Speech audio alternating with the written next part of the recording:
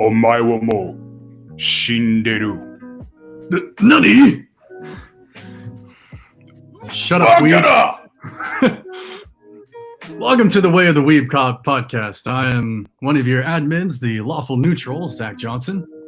I am the other neutral, go by the code name Cycles D4, and that's all you're going to know me as for the rest of the day. Secret identity. So, anyway, welcome to episode 2, or is this the official episode 1? This is actually considered episode 1 because it's actually going on our Temple of the Weeb channel this time, instead of on my own personal channel taking up space in places where it doesn't belong. Perfect. Alrighty, so got quite a bit to unpack with this one. Of course, with the Bible study at the later half, we'll be going back to the book of Ecclesiastes. Awesome book. We'll be going over our picks for the reading/viewing club. A little bit more prepared now because we got the results of the votes for this one. Yep.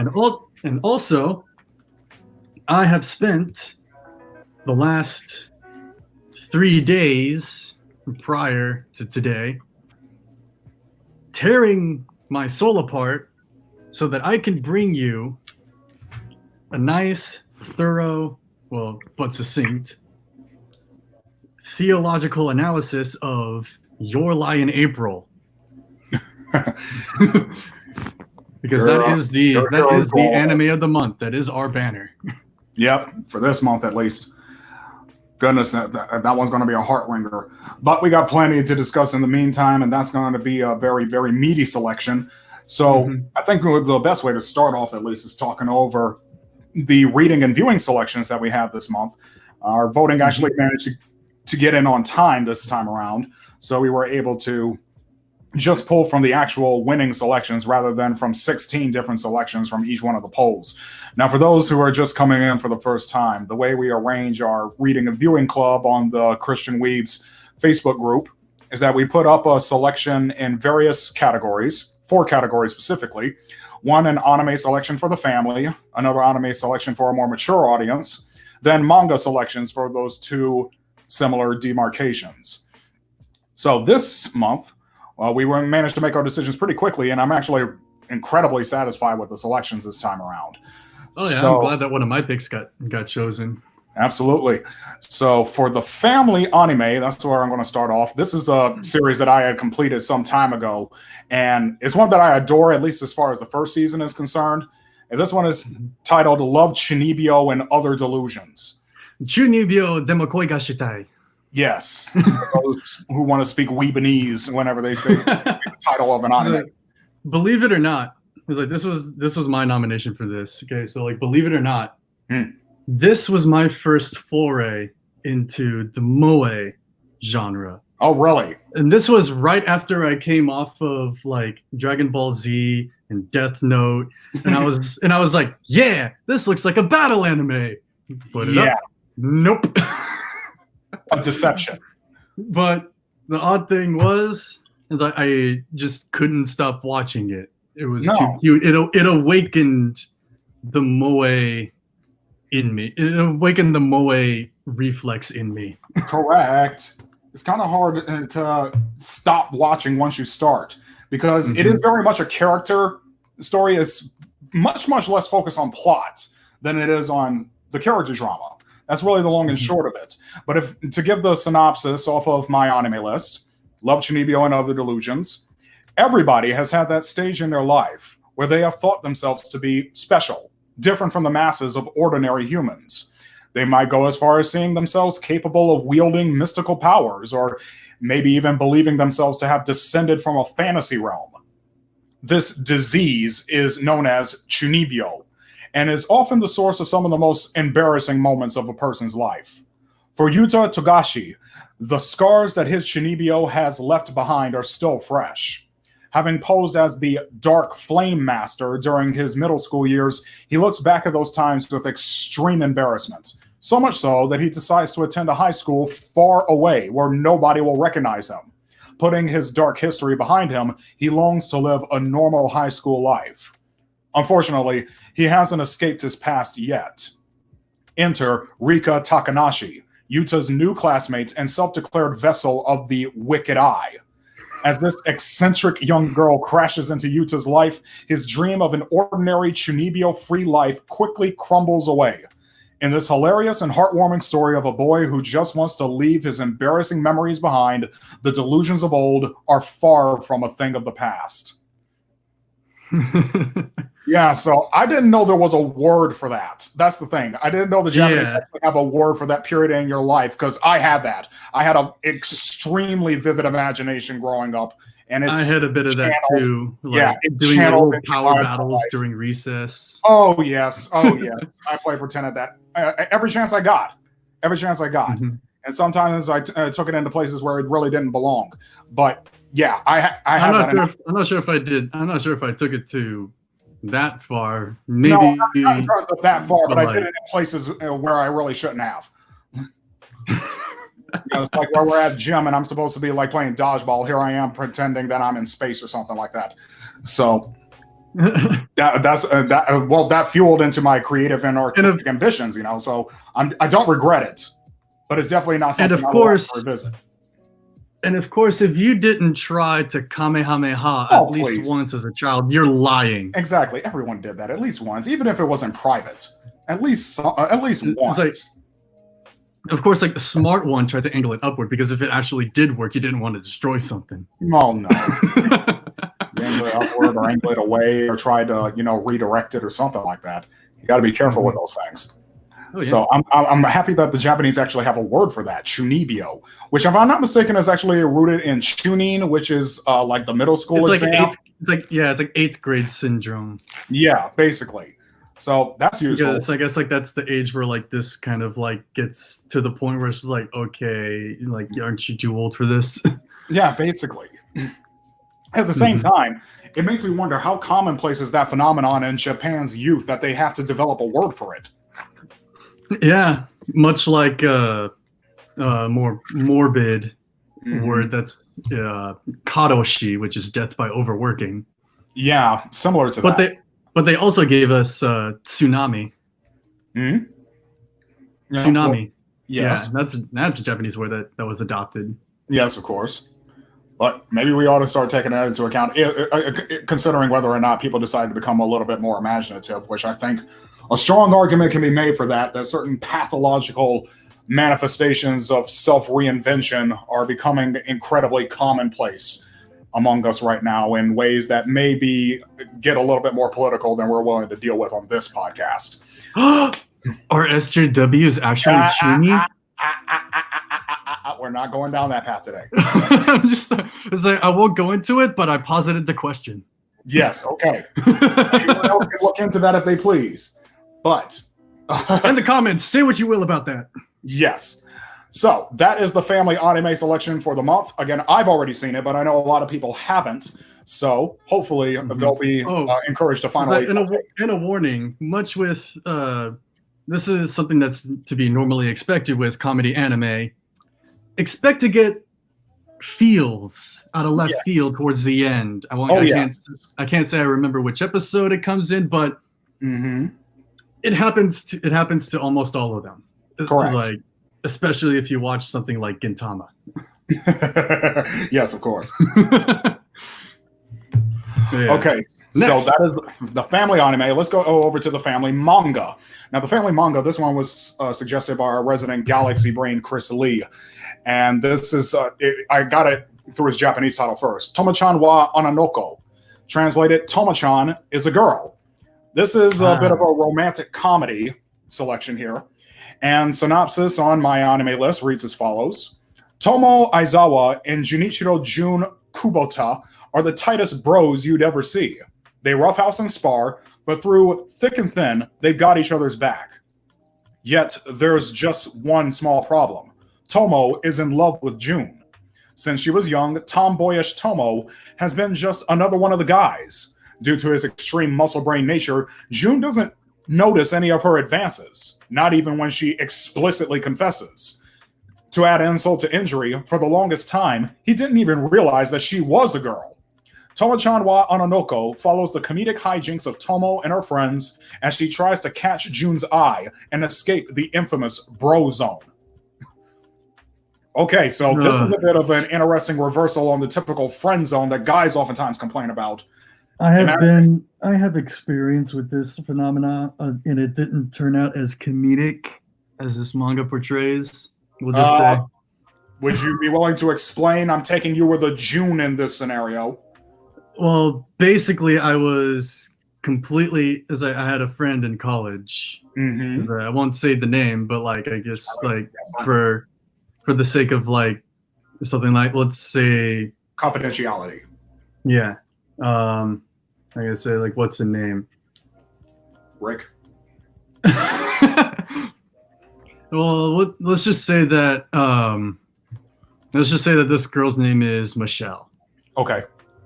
Okay, so Michelle and I were buds in college, and I guess some things were going south with her boyfriend at the time, and she started making advances on me, and me, being a total Captain Clueless, had no idea until her mouth attacked mine. Yeah, let's just put it like that. And it's like, without going too much further, the whole time I was even thinking, could she be into me? Nah, she can't, right? That's how much of just a Captain Clueless I was with that. Mostly because I had my eye on someone else. Oh well, yeah, that's a good excuse. I mean, I would rag on you a little bit more harshly if you were just, single Pringle, ready to mingle, and had no specific target on anybody. But if you already had your feelings reaching out to another, then that's understandable. That doesn't exactly make you dense; it just makes you misdirected. Mm-hmm. I mean, I'm the dense one. Like I cannot read these things to save my life. So I've gotten better at reading people, but I guess the denseness of a protagonist is basically akin to being an idiot savant. Now I'm too smart. Oh. Yeah, but only in limited areas, Yeah. Anyways, like, to the manga, this definitely seems like if you hate the childhood friend trope, then this is your worst nightmare. Because like I've taken a peek in it. It's like over 200 chapters of no progress to comedic effect.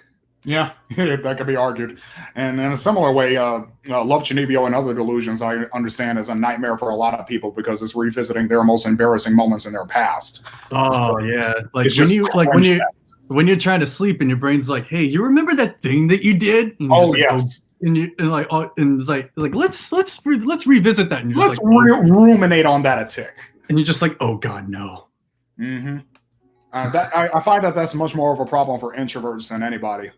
Mm-hmm. Like our brains just work like that. It just harps on our worst aspects to a pathological degree, I would say. Anxiety is just spicy thoughts. Yeah. And I like spicy food, but I definitely don't like that. Because after reading Kierkegaard's The Concept of Anxiety, I've come to have a more of a taste for spicy. Okay. Let's just say. I guess you're getting. There's a way to approach that dragon in a way that's actually constructive. It's like in short, it like the way to defeat like not an anxiety disorder. I'm not talking about disorders here. I'm talking about just sort of like a general angst that people have. And in short, the way to combat your sort of angst, not anxiety disorder, that requires a professional. The way to combat this is decisiveness. Okay. Just pick something and go with it. If it's the wrong one, you can roll with the punches and rebound. But you can't just stop. You got to keep moving. Yeah. As a way to think about that. So another great thing about this selection, Tomo-chan as a girl, is that every page is basically one page a shot. Like every chapter is basically just one 4-panel page. The 4 coma. Yeah, the 4-koma. That's basically what kind of a comic it is. It's more like a comic strip than a graphic novel series of any sort. Like the manga most people think of when they think of manga, usually. It's those like graphic novel volume-sized collections. Yeah, it's more like Lucky Star or Pop Team Epic. Or Azumanga Daioh. Mm-hmm.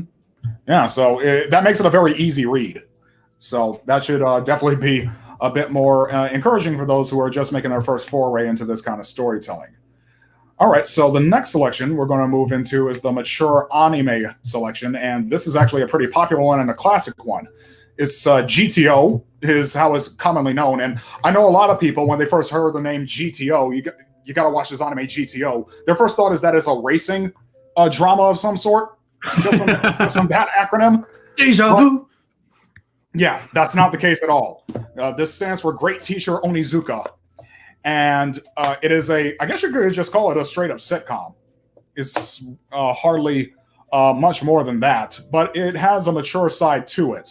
Given the synopsis from my anime list, Onizuka is a reformed biker gang leader who has set his sights on an honorable new ambition to become the world's greatest teacher for the purpose of meeting sexy high school girls. Okay, so he's mostly reformed. However, strict administrators and a class of ruthless delinquents stand between Onizuka and his goal, and they will use any means, however illegal or low, to drive the new teacher away. Perfect, because Onizuka's methods won't be found in any teaching manual. He cares about the difference between legal and illegal activities about as much as he cares for the age difference between himself and a high school girl. So get ready for math that doesn't add up, language you'll be slapped for using, and biology that would make a grown man blush. Unless, of course, you're the great teacher, Onizuka. So this is a comedy of the fool. It takes a beast to train a beast. Yes. And this is a comedy of the fool, and it may just turn out to be the case. I actually started watching it over the weekend, and I'm definitely enjoying what I'm seeing a lot. Especially since it's more of the classic format. I think this when exactly does this come out? Summer of '99. Okay, so it's still technically a '90s selection. It's like the cusp of the millennium is when it premiered, and it's available. Actually, it's available right now on Amazon Prime. The dub is, at least. So for anyone who has that service, you have pretty easy access to it. If you prefer a sub, then it's available on the free service of Tubi. Now, this Tubi, Tubi actually has the sub version of Great Teacher Onizuka. So that's definitely a high recommendation for some of the older weebs in our group who have been around the block for a couple of times. And like I said, a comedy of the fool and a reformation of the fool is definitely the kind of story format that I gravitate towards if done effectively. And considering the kind of response that this particular selection got, it sounds like it was done effectively. Mm-hmm. Although I hear that the manga suffers from a similar problem as Usagi Drop. Whereas after the events of the anime, it takes a very weird turn. Okay. So warning to that. Yeah, this is not the first time. Usagi Drop was the other instance of which I was recommended just watch the anime, do not read the manga, which is a very, very rare recommendation. It is oftentimes quite the reverse. Much like the show Haganai. Yeah. Yes. That one, the light novel, takes a very frustratingly stupid turn. Really? My goodness! Like That's too bad. a lot of people are just like, "Oh, when's the next season?" I'm just like, no, don't you dare bring that upon us. Oh, okay. Yeah, because I love the first season of Haganai. That's a pretty fetching selection. But goodness. So yeah, Great Teacher Onizuka. If you haven't checked it out, please go ahead and check that out. Now, for the final selection, which is the mature manga, this one's a bit of a special one, and it may be, in a way, misplaced because it's part of a series, a very popular series, and one of the in my judgment, one of the best series written and still being written. And it is part 6. This is JoJo's Bizarre Adventure, part 6, Stone Ocean. This is our mature manga selection for the month. And we have a smattering of anti-JoJo personnel in our group, but most people are either ambivalent towards it or, like you and me, at least a fan. Mm-hmm. And in terms of the synopsis, at least for part 6, because I think there are currently 8 parts to the manga. The 8th one is one that Araki is currently writing and producing. Phantom Blood, Uh-huh. Battle Tendency, Stardust Crusaders, Diamond is Unbreakable, Golden Wind, Stone Ocean, Steel Ball Run, and JoJo Leon. JoJo Leon is the one he's currently writing. So part 6 is the one that I selected because parts 1 through 5 have been produced into animation. And very, very expertly by David Productions. Just got to point that out. So part 6 is the only one that is the first of the series that is currently only available in manga formats. So to give a synopsis of that particular part from my anime list, in Florida of 2011, Jolene Cujo sits in a jail cell, like her father Jotaro once did. Yet this situation is not of her own choice. Framed for a crime she didn't commit and manipulated into serving a longer sentence, Jolene is ready to resign to a dire fate as a prisoner of Green Dolphin Street Jail. Though all hope seems lost, a gift from Jotaro ends up awakening her latent abilities, manifesting into her stand, stone free. Now armed with the power to change her fate, Jolene sets out to find and escape from the stone ocean that holds her. However, she soon discovers that her incarceration is merely a small part of a grand plot, one that not only takes aim at her family, but has additional far-reaching consequences. What's more, the mastermind is lurking within the very same prison and is under the protection of a lineup of menacing stand users. Finding unlikely allies to help her cause, Jolene sets course to stop their plot, clear her name, and take back her life. So it's a prison drama. This time around. That's one of the really interesting things about the JoJo franchise is that if you look at each individual part, it's really, really hard to believe that they're all a part of the same franchise, considering how all different stories. Like they're all different genres to an extent. Like part 1 is a gothic horror story. Part 2, Battle Tendency, a trip around the world. It's an Indiana Jones style swashbuckling caper. Part 3 is like a buddy comedy and a road trip. Part 4 is a Twin Peaks style murder mystery. Part 5 is an Italian mafioso crime thriller. Part 6 is a prison drama. Part 7 is a Western and political drama. And Part 8 is almost like Lovecraftian in its various flourishes and extents. But although I believe that the Part 7 and 8 are kind of branches from the main timeline. That's kind of the funny thing. Another reason why Part 6 is such a significant one is because it ends with basically the universe of the whole story being reset. Part 7 and Part 8 take place in an alternate universe. Actually. Interesting. So that makes it a pretty significant selection here. Now, for those go ahead. So I guess it's like a singularity or focal point. Yes. It definitely brings in that singularity. Now, for those unfamiliar, one of the things that I mentioned in that synopsis is something called Jolene's stand. For those who don't know, stands are a unique feature or entity in the JoJo universe that are... It's like a manifestation of psychic ability. Right, and it takes mostly a humanoid form. Usually. Yeah. Some of them are like sort of ambiguous in a form, like stands can come in all shapes and sizes. All shapes and sizes. They can be just about anything. There have been stands that look like just regular weird looking people. There are stands that look like ships. There is a stand that looks like a electrical outlet. And there's a stand that is a sword. And they all have like completely unique and different abilities too, unless you compare the world and Star Platinum. But like there's a stand in Part 4 that makes super healthy spaghetti. Yes. Like what the heck? Yeah, not just super healthy spaghetti, it's spaghetti that cures you of any ailments you may have at the moment. We need this guy for Corona. Exactly. That would be nice. Something like that could be useful in the current pandemic, but we're just not entitled to those kinds of things. So, as we need frequently to find that bow and arrow. Yeah, that too. As we frequently say in the group, please watch JoJo. You're not going to regret it. So those are Yes, watch selections. JoJo. Even if you don't like the art style, Yeah, like it. but then It's like, again, here I'm going to posit a solution that will give a sort of ease into the art style of JoJo. yeah. For Stardust Crusaders, there was an old OVA series. It's about like 8 episodes or so. Oh yeah. It's very seriously poorly dubbed, but Yes, it the is. art style is very akin to sort of like the 90s Saturday morning cartoons here in the West. Yes, it is. It looks a lot like X-Men and Gargoyle and stuff like that. It looks a lot like that. And that is like, I watched an abridged version of that. So and that gave me, that sort of like eased my way into the art style of JoJo. All right.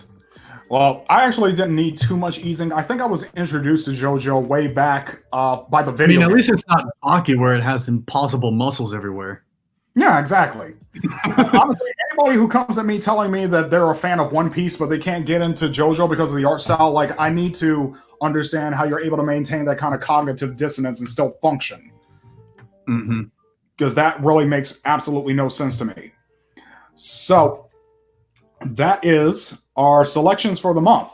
Now, before we get into any other more serious stuff, I do have some new selections going around. One big thing that is going on is that My Hero Academia has been cleared for a 5th season. Now, so the 4th season, I understand, is supposed to end today. Yeah, I haven't gotten far in the manga except for the villain battle. No, I'm supposed to be catching up with the anime probably through the Funimation dub release. I've gotten used to the dub on this one. Funimation. I know. They actually do a pretty good job with that show. I'm not gonna lie. They do. I mean, I did see Heroes Rising in theaters right before the quarantine happened, and I was incredibly impressed. It was a lot better than the first MHA movie, Two Heroes. Yeah, Two Heroes I was so-so about. Heroes Rising was definitely impactful. Like, it really worked as a movie experience, and I was happy I was able to catch it in theaters before we all had to isolate ourselves. But with the 5th season of My Hero Academia coming, it's something significant about Deku's new awakening is supposed to be like the big tagline for this one. Ooh, I think I know what's going on with this one. Okay, please, no manga spoilers. I've been saying this to the Demon Slayer people forever. Oh yeah. I'm like pretty much like really. I'm like catching up with Demon Slayer as it's coming out, and whoo boy, not gonna say anything. But yeah, like, and I said I'm not gonna say anything, but yeah, it's like with Deku's awakening. Oh, I know exactly what's gonna happen. Yeah, so that's what we're going to be looking forward to, the 5th season of My Hero Academia. Yeah, is that all I can say is that it goes deeper into the All for One quirk. That's all I'm gonna say. Ooh, okay. It goes deeper into that. Deeper into that little thing. Okay. It's like there's a little bit behind this. Like, you've seen. Okay, I'm just gonna go back to what's already shown in the show. You've seen kind of like how Deku, like when he was being controlled by that purple hair dude, and he saw like shadows of people who used to have the quirk. Oh, used to, yeah, because All for One can take quirks, right? Okay, all right, and of course, like, we've seen what All for One has said about it too. Sweet. Okay, so yeah, that's definitely going to be something to look forward to when that premieres. Now, the other big thing, this is at least big for me, because this is an anime that I latched onto very heavily during my formative years, and it's recently gotten a reboot. Putting this up, Crunchyroll is streaming the Digimon Adventure reboot. So some genius out there decided to do a full-scale reboot of the original Digimon Adventure, not 02, not Tamers, the original Adventure, and it's going to be premiering, I think, today. At like actually tonight at like 10:30. Like, maybe you guys can catch it right after we finish this podcast. So this one is, oh goodness, it says it's a reboot, so that means it's not just retelling the old story with like fancy new production values like they did with Fruits Basket. It's going to be a whole new story. focusing on the original Digidestin in their 5th year of elementary school. They still have their Digimon, of course, but they're supposedly Tai, his sister Kari, are going to be stuck in a train that won't stop moving for some reason. It seems like they're actually in the real world, not in the digital world. And there's going to be some sort of strange phenomena that happens on this train. Okay, that sounds pretty heavy. So I'm probably going to be tuning in to Crunchyroll tonight just to see what all that is about. Because that, for me, at least, that's probably like one of the most significant things you could tell me. That, hey, one of my favorite. Oh, I heard Netflix's Castlevania is getting a 4th season. Correct. Yes. Castlevania has been cleared for a 4th season, which is kind of necessary considering the fact that season 3 ended on a lot of cliffhangers. Not just one. Well, the thing about Castlevania is like it's not really so much of the story. It's not really about the story so much as it's about the action. That's kind of how I see it, especially with like how season 1 transitioned into season 2. Well, yeah, because season 1 was basically just a test to see whether or not they would actually get some traction with it. That's why it was only 4 episodes long. Yeah. But yeah, season 4 has been cleared. I don't think any official release date has been given yet, but it has been officially greenlit. So it's really, really difficult to talk too much about that without going into spoilers for season 3, which I really don't want to do to our listeners. But if you have a Netflix account, if you're the age for it, definitely just go ahead and catch up on Castlevania. Because season 1's, like I said, season 1 is only 4 episodes long. Season 2 is 8, and season 3 is 10 episodes. Is that, if I recall correctly? I'm almost certain that I haven't really counted. I'm almost certain that season 3 was 10 episodes long. And season 3, it seems kind of directionless, but when you get to the end of it, you realize that that entire season, the whole purpose of that was really just to shuffle the deck and rearrange the characters' motivations and inclinations and arrangements and relationships to prepare for something even grander later. I remember when I finished season 3, I semi-cynically said in the Facebook group that a good message to get from the end of that season is everything is horrible now. Everything is horrible. Everything. And I did not give any specificities on that. Just know everything is terrible now. Sounds like the current state of affairs of the world. It kind of sounds like that, doesn't it? Which really makes me wonder, and maybe we can talk a little bit about that in some video game news. But yeah, it's like everything is terrible, and it seems like it's just set up to get worse right now for every single character. Even characters that were once optimistic are now cynical. Characters that were already cynical have their cynicism validated by the events of this season. It's a humdinger. So enjoy that, talk about it, get it out of your system, because season 4 is on the way. Now, what I was kind of dropping about that in terms of video game news, there are 2 big things going on right now. If you're a gamer and you buy physical copies like I do, the 2 big pre-orders that I'm waiting for right now, or trying to get to, is the remake of Resident Evil 3, which just released this week, and the remake of Final Fantasy VII, which is due to release next week.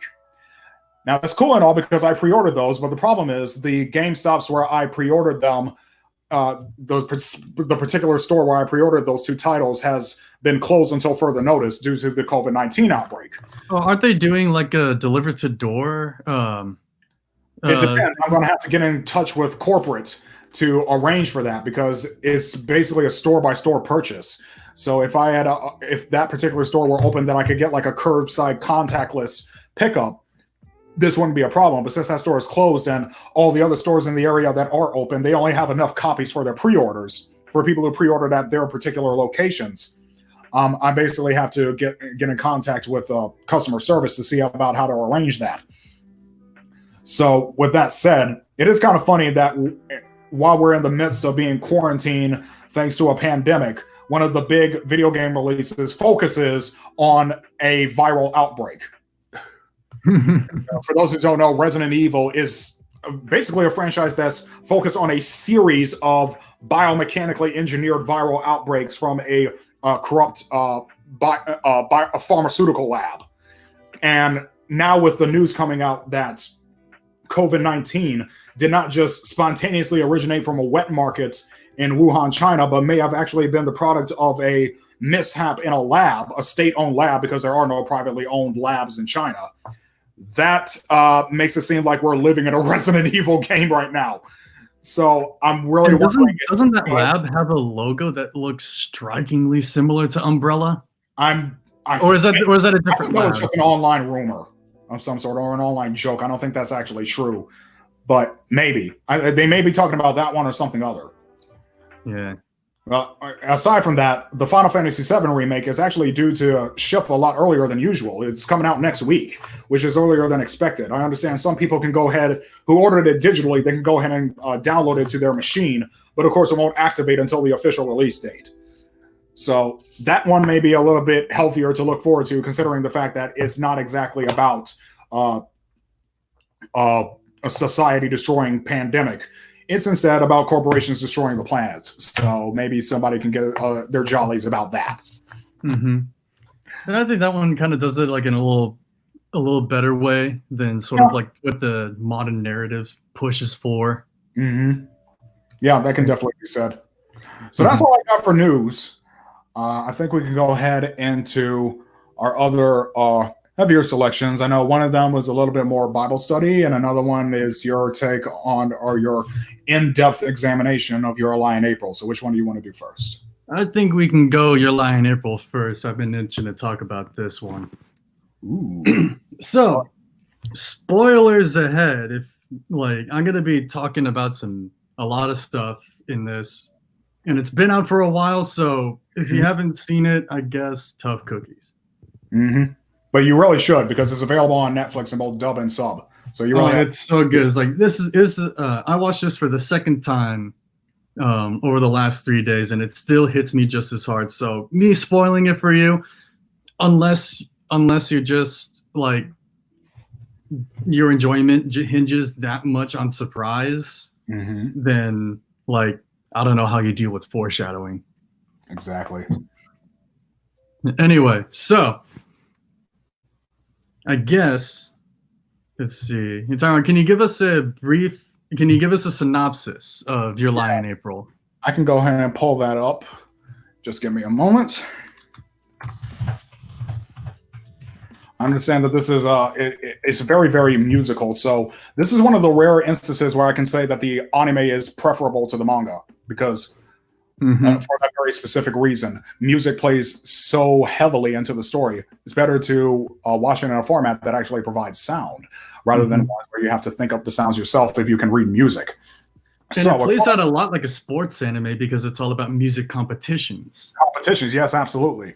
So according to the synopsis by My Anime List, music accompanies the path of the human metronome, the prodigious pianist Kosei Arima. But after the passing of his mother, Saki Arima, Kosei falls into a downward spiral, rendering him unable to hear the sound of his own piano. 2 years later, Kosei still avoids the piano, leaving behind his admirers and rivals, and lives a colorless life alongside his friends Tsubaki Sawabe and Ryota Watari. However, everything changes when he meets a beautiful violinist, Kyari Miyazono, who stirs up his world and sets him on a journey to face music again. Based on the manga series of the same name, Shigatsu wa Ki no Uso, or Your Lie in April, approaches the story of Kosei's recovery as he discovers that music is more than playing each note perfectly, and a single melody can bring in the fresh spring air of April. So, I guess I'll tackle this analysis with the broadest subject first, and I'll be branching off in different tangents from there and looping back around to the main topic. And of course, the main driving point of this plot is Kosei's recovery and growth as a person. Yes. And so when we first see Kosei, it's not just music here, but color palette plays a lot into this show. And you see, you can basically see, as people become more spirited in the show, they're given more color. It's from the beginning, we see that Kosei and even like when we catch glimpses of how he sees the world, it's very gray. And then like when Kaori is introduced, she's very vivid and colorful. And see, and speaking of like Kaori, she is the foil to Saki, Kosei's mother. Now, Kosei's mother is a very interesting character because her character itself changes as the story progresses. I have character descriptions here if you think it's helpful to delve into some of those as well, so that people. I know when I'm listening to descriptions of stories, I tend to forget characters' names and relationships rather quickly. So, if you want a description for every character once we mention them, I can definitely give that.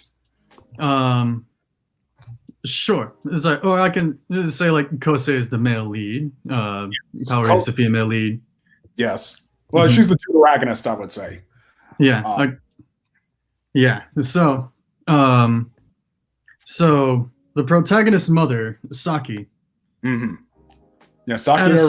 It's like comes to a certain point in the story where she becomes an entirely new character. She's not even directly in the storyline. She's a past figure because she's passed away prior to when the story began. 2 years to be exact. Yes. So when we first see her, she's very tyrannical and enforces a sort of inhuman order to not only Kosei's life, but the way that he plays the piano. It's like when Kosei was a kid, when his mother was alive, he was referred to as a human metronome. He was his mother's puppet. Yes. Like just robotic, through him. Just playing by the sheet with no feeling in it at all. Yes, absolutely. Which was great for competition, but like for personal gratification. Yeah. Always. And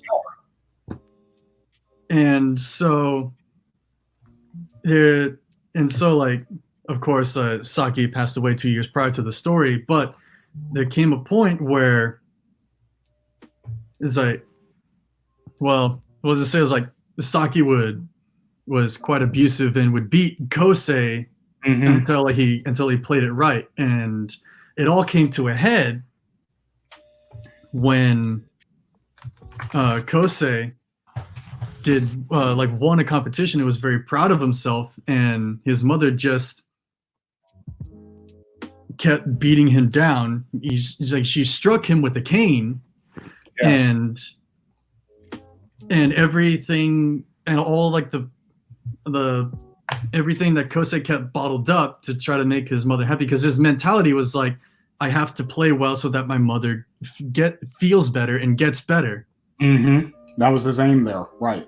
Because it's worth noting that at this point, his mother Saki was terminally ill and was a committed pianist prior to her illness, and so she decided to live out her ambitions vicariously through her son Kosei, and became extremely violent and abusive to him when he would not play in the way that she expected. And when it all came to a head, when she struck him with the cane after a competition in front of people, no less. This happened in public. He stood up to his mother and just basically told her, "Why don't you just die already?" And that was the last thing that he said to her. Yes. And so he carried this guilt with him. It was like for saying that to his mother, and like and of course, like if you're a parent and a kid says that to you, it's like that kills you. That kills you before your body does. So like basically it's like and the shadow of his mother like taunts Kosei, saying like, you can't hear the piano. It's like you have no control over your playing. You don't even know if you're doing well or not. He's like, then of course, like if you're a musician, if you can't hear yourself, it's really hard to play, because you don't know your place, you don't know your pace. Yep. You don't even know where you are or what you're doing at that point. And so like the sort of like the shadow of the main character's mother hangs over him, saying, "This is your punishment." Mm-hmm. And he carries that with him. And now enter Kaori, the female protagonist in this. Now, Yes. Kaori is a very interesting character here. Mm-hmm. So, like, for the sake of comparison, Yes. she plays the role of the Holy Spirit to Kosei's reformation as a character. Yes, and she provides the catalyst for him to come out of his funk, if I were to put it in layman's terms. She's this young blonde girl who is Tsubaki's, Tsubaki's classmate. Originally, Tsubaki is one of Kosei's childhood friends. So she originally comes into the story as a closer relationship to Tsubaki rather than to Kosei. And she's a free-spirited violinist. She's drawn a lot of criticism from judging panels precisely because she refuses to adhere strictly to the score. But she can play like a beast. And she wins the audience's appreciation. Yes. The judges may not be too appreciative of her talents, but she knows how to play to the crowd very, very effectively. Mm-hmm. She definitely makes sure that she's remembered. That's her reason for playing, and there's a Love good her or reason hate her, you'll never forget her when she plays. And there's a good reason for that too. And so, basically, the way that we see Kosei in the beginning, he's like a forest with a whole lot of dead wood, and it's suffocating the vegetation that could grow. Mm-hmm. And so, much like, and also sort of like with the phoenix analogy, Kosei comes in like a fire to the phoenix and dismantles everything that Kosei is hung up on. Yes. Like throughout the show, just like whenever Kaori walks into the room, so to speak, whenever she comes in on the scene, it's in chaos and he's like unexpected, just keeps catching Kosei off guard. Yes. And so like it's kind of like a sort of compatible foil. Much of the time we see something as demonic as being chaotic and something as being divine as being orderly. But like very much so, what is perceived as an order can be demonic. It can, yes, absolutely. Like we see, and a very good comparison to that is the sin of sloth. Sloth is a very orderly sin. Yes, it is. But it's an order. But it's an order that hinders movement.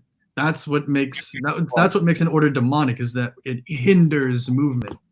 Mm-hmm. It hinders being. It hinders purpose. Mm-hmm. And so, I guess you would call it a divine chaos, comes in, is that it dismantles a demonic order so that it can instill the better divine order. Yes. That's what the Holy Spirit does. The Holy Spirit burns away the old man so that the new man can be born. The deadwood, yes. Mm-hmm. And you can see that in the words of our Lord when he said, "I came not to bring peace but a sword." That is that kind of divine chaos that needed to be wrought on the demonic order that was present in his time. Mm-hmm. And sort of like a paraphrase of a quote from Kierkegaard, one of my favorite theologians, is that God can make something out of nothing. Yes. But when he wants to use something, he first reduces it to nothing. Yes. Yes. That's a very good way to think about it. Breaks it down to its bare essentials. And that is a chaotic process. Mm-hmm. Because the bare essentials are that raw material that is, it could be anything, but it's not anything yet. And that is chaotic. Mm-hmm. The chaotic, what is chaotic is basically infinite potential. Yes. Until like an order gives it form. It's like a blank canvas. It's endless possibility until you put paint to it. Exactly. It can be anything, but it's not anything yet. It is the unmolded clay. Mm-hmm. And so, Kaori comes in, dismantles Kosei's, the main character's sort of demonic order that keeps him from moving on, that keeps him from growing, Right. and just puts him on this crash course to growth. And like the thing about the anime too is like the music selection too. The songs that play are also very like the pieces from like Bach and Chopin and Chopin. Yeah. it's like those are very carefully selected because They are. it's like the piece that's chosen for the moment when Kosei finally integrates his shadow, when he finally accepts his mother, and this is also the turning point from when Kosei's mother becomes an entirely new character. It's a song called "Wrong Note." Oh. And the first time I heard it, I was just like, "What is this song?" It just sounds like pounding on the.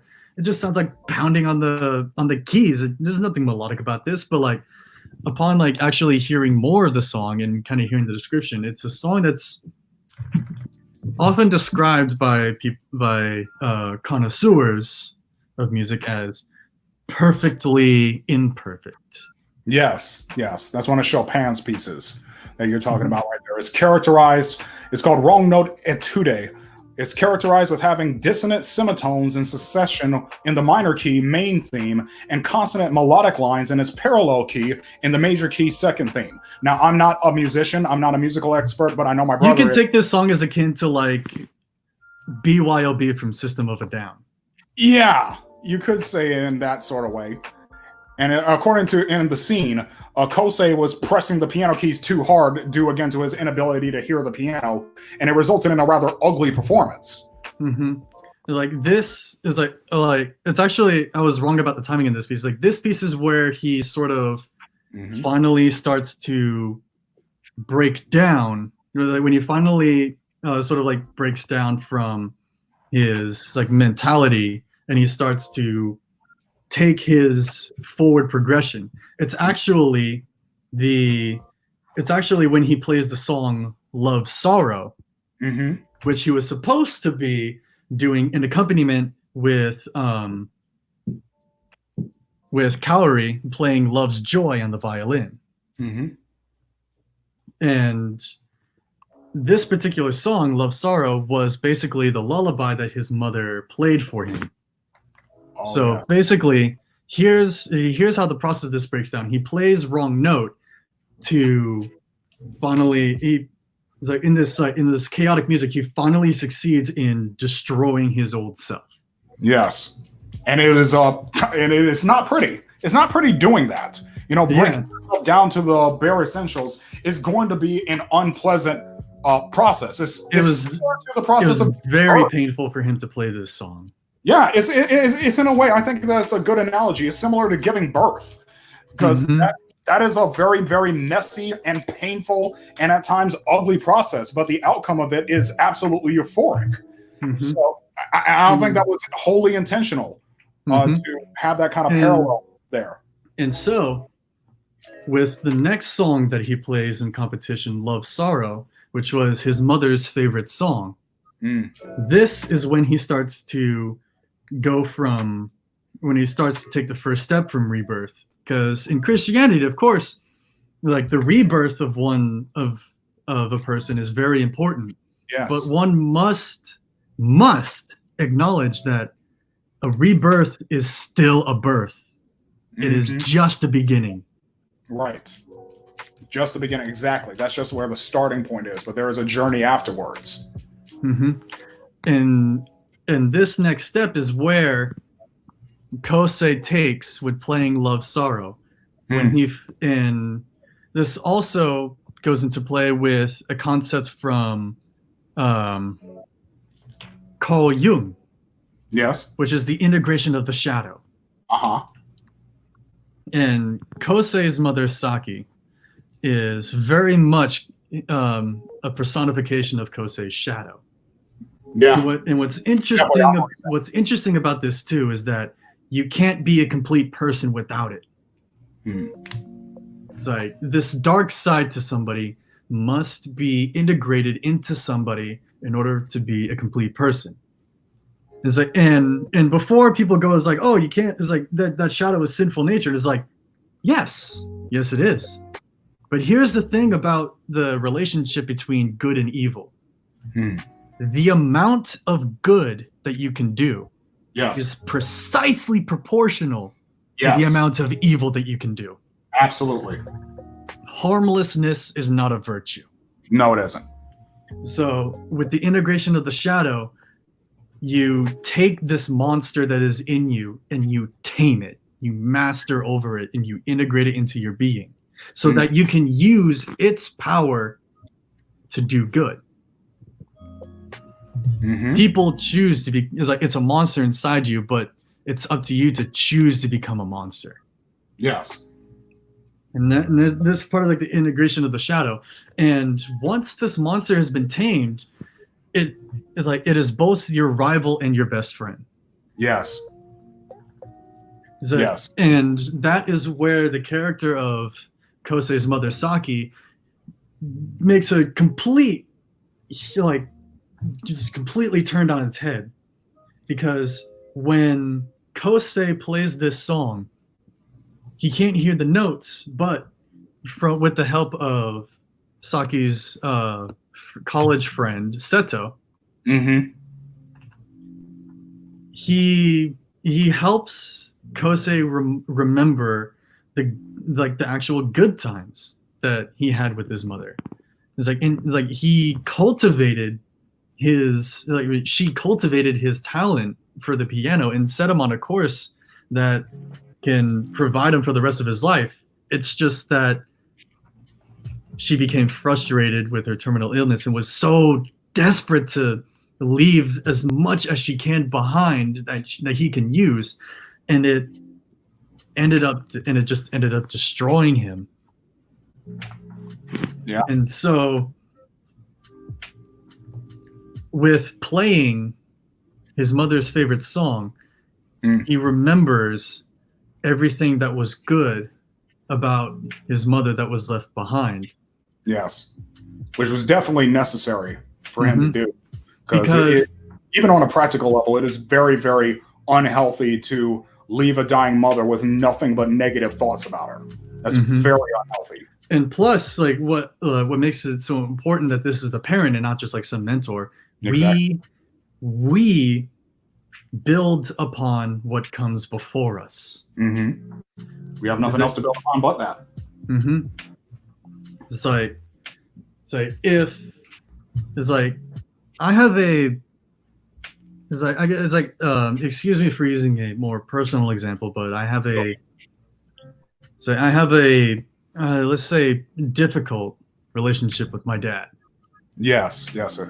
And it's like he tore our family apart, let's say. It's like for like the hardships that we've had as a family and how our home became broken, it's largely his fault. Yes, I see. And when I was in college, I had a lot of resentment for him because of that, and it all came to a head. And it got to a point where I was in a very dark place, and I got to a point where I just said no more. And it was at that point that I actually turned to Christ and turned my life around. That's good. And I actually was able to forgive him. And that's another big part of moving on too. And it's because I forgave, and it's because of that I'm now able to acknowledge the good parts that he left behind, as like despite his failings. Like he was very encouraging for me getting into martial arts and wrestling, and he'd show up to my competitions like whenever he could, and like he was like martial arts and wrestling. He was also very that's not a way to put it. Ah, man, how? Take your time. It's not because it's emotionally. I'm just trying to find the words here. Yeah, I understand. But like, he was a big part in instilling manners into me. Oh, I see. Mm-hmm. And not only that, like, especially with martial arts, like I've been practicing martial arts since I was 6, and right now I'm a teacher.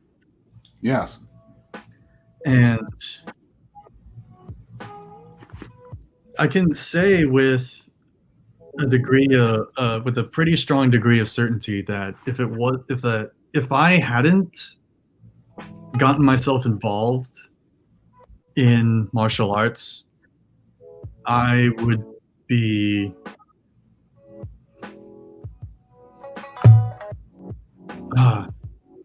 what's a way that I can say this that's good for general audiences? Wrecked, unstable. I would be a jerkwad. Yeah, okay. I would just be insufferable. Just a complete insufferable, unconscionable hooligan. Yeah.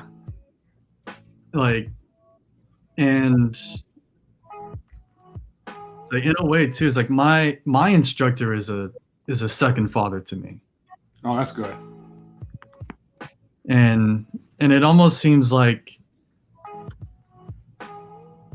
for my dad's failings, even though he himself couldn't give me what I needed, martial arts has given me a lot of what I did need that I couldn't get from him. Okay. And of course, like, he and I are on good terms. We're on good terms. Like, of course, like that he's like moved away to the other side of the country, but like we keep in touch every now and then. Oh, good. Although, like, even then, like, I can't say that I fully trust him, but I don't resent him anymore. Well, that's a good thing. Yeah, I can understand that trust is something that has to be earned. Mm-hmm. So that makes perfect sense. And that's like, in that part in Your Lie in April, like, really resonated with me. Yes. And so, and of course, like, after that happened, Kosei, the main character, was faced with another challenge that could make or break his growth into the future. When Kaori was, or when it was revealed that Kaori was also terminally ill. Yes. And he was like, there was a really interesting line in this show where that basically said, like, Kosei's growth comes from his sorrow.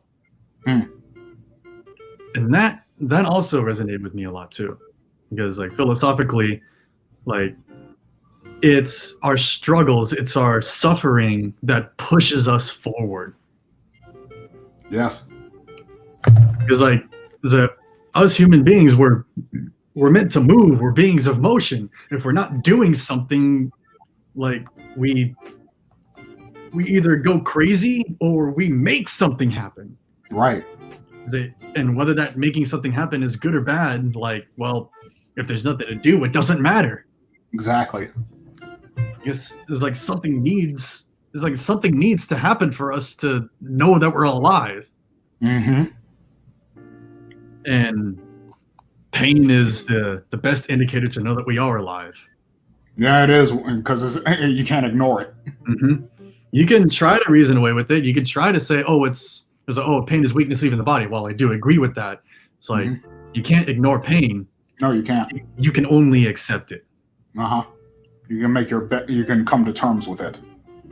And so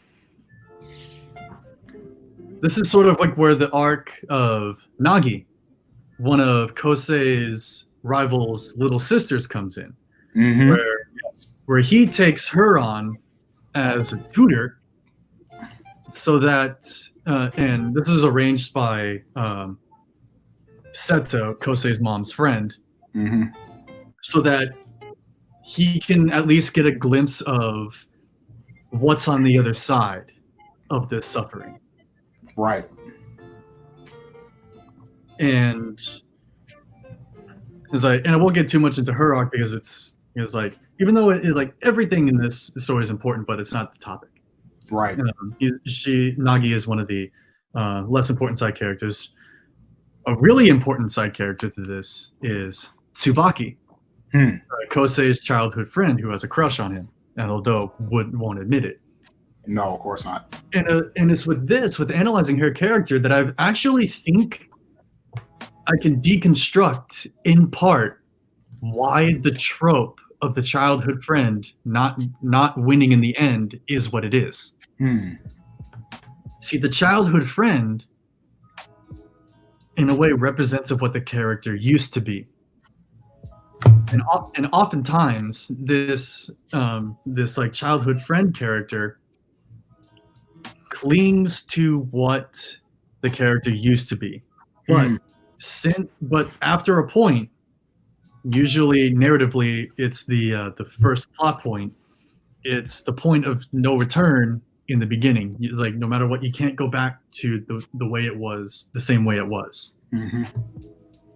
And what was going on with Tsubaki was that Kosei was making these leaps and bounds in his growth and it wasn't her doing. She was like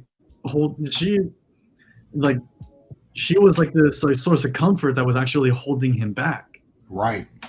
And like she wasn't able to see that before it was too late.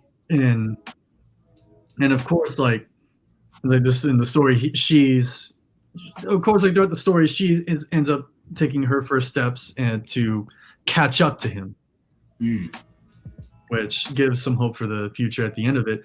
But basically, what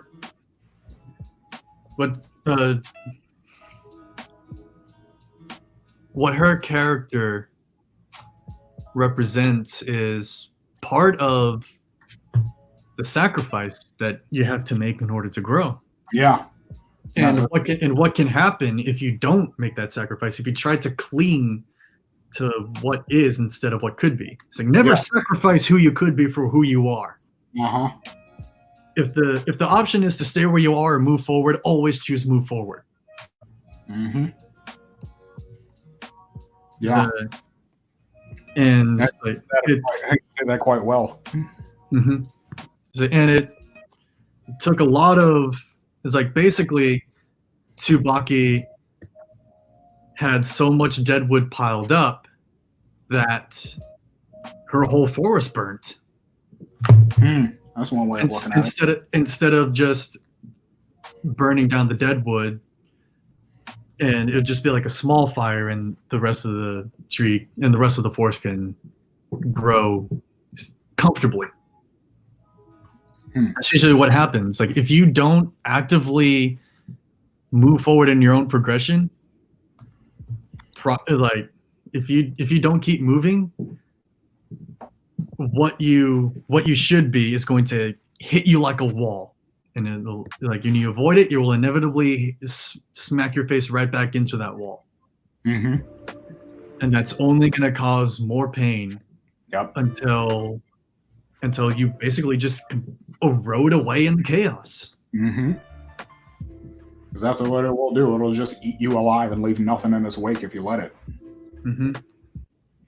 And so once Kosei found out that Kaori was going to die, he basically just like went, he almost went, he pretty much was like right at the door of where he was 2 years prior when everything was taken from him. And when Kaori is hospitalized, you can even see her color palette has changed. Yes. Her colors become more subdued. Because she, like as strong as she is, this chaotic wind that tears through everything and makes it brighter. Even it's like now she is the one that needs help. And you can see this too because a lot of the things that Kaori says to him in the beginning, he's now saying to her. Yeah. Yeah. Absolutely. And this also kind of plays into Nagi's arc because the duet that they played together, which is like a waltz, it's like this. It's a waltz. I forgot what it was called, but it's a piano song that is very famously accompanied with the violin. Because like when she hears the concert over like a phone, Watari is holding a phone so that she can hear it. And when the next time she sees Kaori, it's like, how dare you play that for a violinist who can't even hold her violin? And yes, it's a waltz from Tchaikovsky's The Sleeping Beauty is actually what they were played. Ah, yes. Yes. It was actually arranged for 4 piano hands, meaning 2 pianists play on a single piano. But yeah, that's what they perform. And what ends up happening was like basically Kosei's and Kaori's roles switched, where Kaori was in the depths of despair due to her illness, and Kosei, very much in the same way, gave her a challenge. And going back to one thing that I missed before, Kaori spurred on Kosei's growth with a challenge, because that's how you grow, from a challenge. And her challenge was accompany me on the piano for a performance. It turned out like it was, by all means, it was horrendous, but the crowd loved it. Oh, there's actually something significant to be said about that. Like I said, if we're talking about the thematic strain of rebirth, you could say that first performance of theirs, this takes place in episode 4, The Journey, and the piece that they perform is from the composer Saint-Saëns, Charles Camille Saint-Saëns. I'm probably pronouncing that name incorrectly. It's French, and it's the name of the piece is Introduction and Rondo Capriccioso. I think I got my Italian right there. And it's a piece that starts off calmly and then becomes more vigorous in tempo and dynamics as you go along with it. Now, I don't want to get to foreshadowing of the journey that he takes throughout the rest of the series. In a way, but even in the moment, I don't want to get a little too racy with this, but it could be said that there was something of a psychosexual moment in that performance. And I think it was honestly intentional that there is a quasi-erotic element to the way Kaori and Kosei perform that piece. Because you notice at the end... for the rebirth, there must be the reconceivement. Right. And because of that, it does play out that way. You can see Kosei and Kaori, after they finish their piece, they're sweating bullets, they're short of breath, and they are both... Like the whole thing was messy and awkward. Yes, it was messy, it was awkward. There was a clear masculine and feminine dynamism between them coming into... I don't think I should use that word. You could use the word conception in a way, but it's a bit more carnal than that. In a way. Because, the performance by all judgmental standards was, as you say, quite messy, but the crowd absolutely adored it. So they got a standing ovation for it. And after the performance was over, Kaori passed out. It was just a little too much.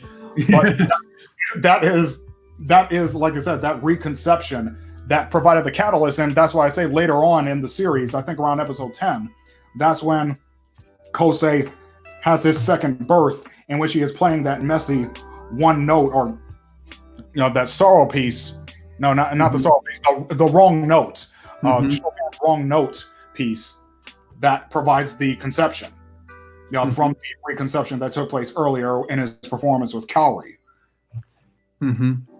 And I think that's I'd say the wrong note is more the rebirth, and then love sorrow is the sort of like the chaos of bringing a newborn home. right. Chaos and the stress of that, and then Trying to integrate them. and then like once it's over, like once that chaos is over and the new child is sort of integrated himself in the world, because like here's the thing about a newborn for the first 9 months of life, when a newborn cries, it's right. Yeah. Take that, Calvinists. You know, it's like when a child cries for at least the first 9 months of its life, Yes. it is right, and it is uncomfortable. It is scared. It is anxious. Why wouldn't it be? Because, and that is when comfort from the parents is most critical, because in order for it to grow, it must first in order for it to grow, and in order for it to be able to cope with all the chaos that surrounds us, and we're infinitely vulnerable to it. It must first know what it's like to feel comfort. It must know what the goal feels like. And it's got to meet back up with that order every now and again, just to be able to deal with the chaos. And there was a very inhumane psychological experiment done on infant Romanian orphans, where they basically put a newborn that was left from their parents in complete isolation. It was housed and it was fed, but it was never held. Right. The vast majority of them died within the first year, and those that survived were severely mentally and developmentally deficient. I can imagine. And so that is like this love sorrow, getting back in touch with the comfort of the parent and building upon what came before. It's like the new father remembering how his parents raised and comforted him, and not just using that to the T, but using that as the baseline for this new child, this new identity that's both him and not him. Right. Yeah. That's a trying time, and it was definitely trying in the show. Come to terms with that. When Kaori is in a very similar spot to where Kosei was, and Kosei issues to her challenge, play with me one more time. And that spurs on Kaori to keep fighting. She opts in for a highly risky surgery that probably wouldn't even give her much time, but just long enough to play a duet with Kosei one last time. Yeah. And unfortunately, that didn't happen. No. Her wishes were not granted. And when he plays his last piece for the competition. So like which piece was this that he played? The last piece? You're talking about for the whole series? Yeah, the one that played in the 22nd episode. Yes, that's Chopin's first ballad. Oh yeah, it's a ballad. It's featuring with variations, and was a coda. No, there's a particular piece. A coda is a passage that brings a piece to an end. So the coda of Chopin's first ballad is supposed to be a very, very thundering motion or movement. In that yes. And another thing, like leading up to this, after Kaori was placed in an ICU for a short time, Kosei walked out of the hospital because after seeing her like doctors rushing into her room, he walks outside and he sees a cat get run over by a car. Yeah. And he rushes the cat to the vet, but it was dead on arrival.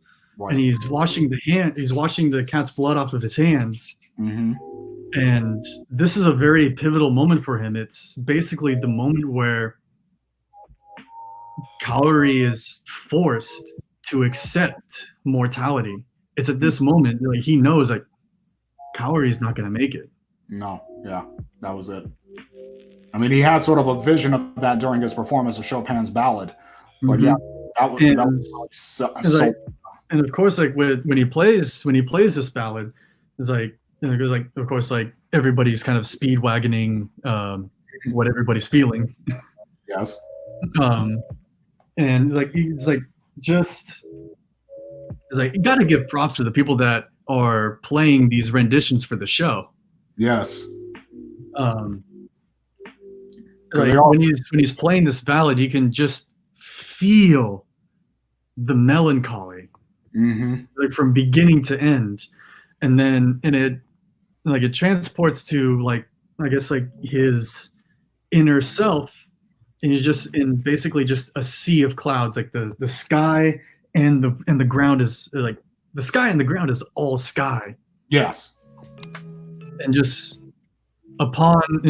set upon water, and the water is a very prominent symbol of chaos. But the thing about this too is like the waters are still. Yes. And Kaori shows up in a vision and accompanies Kosei in one final duet.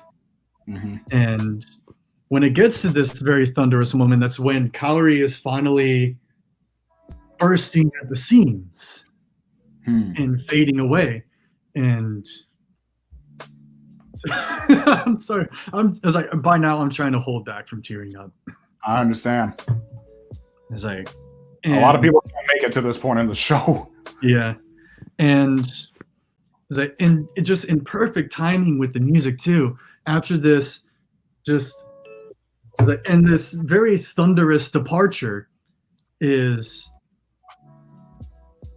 representative of Kaori's will to fight. Like she's even in surgery under anesthesia, she's holding on with everything that she can. Yes. And when she goes out, she's going out with a bang. She is right. It's like that's the Viking way, man. It's like that. It's like the Vikings had something going there with death by combat. And it's like it's like to die on your feet makes you stronger than anybody who dies giving up. Right. It's like no matter what you were doing in life, if you die standing, if you die fighting, you're already stronger than anybody who gives up. Yeah. And just like she goes out with the bang and she parts with the smile. Yeah, it's not sad for her. She doesn't seem disappointed by the fact that she's not going to make it. And when it's over, Kosei doesn't break down. No, he doesn't. That's the fun part. It's almost like he just let go of something, like he just tore off the Band-Aid. Yeah. And that was crucial too, like narratively, of course, like empathetically it sucks that Kaori dies, but narratively Kaori dying was very essential to the story. Right. Because otherwise he would have just hung on to her as a crutch. Right, exactly. That's exactly what she would have become. She would have become a crutch.